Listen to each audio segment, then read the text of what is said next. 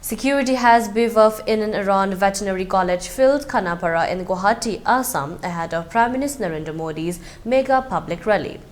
Preparations are under full swing ahead of PM Modi's public rally, and security arrangements heightened as PM Modi is all set to inaugurate several projects worth crores today. PM Modi reached Guwahati last evening and was welcomed with a resounding welcome at the State Guest House, Koinadhara. The day began with the Prime Minister's early touchdown at Guwahati's Lokapriya Gopinath Bardoloi Airport, where he was greeted with enthusiasm by Assam Chief Minister Hemanta Biswa Sarma, Governor Gulab Chand Kataria and other distinguished guests.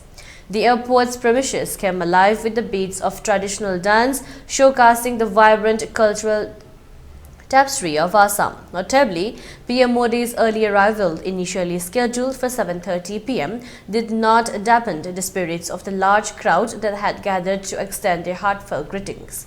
Adding to the festivities, thousands congregated in Khanapara in the evening to illuminate an awe-inspiring display of 1 lakh diyas.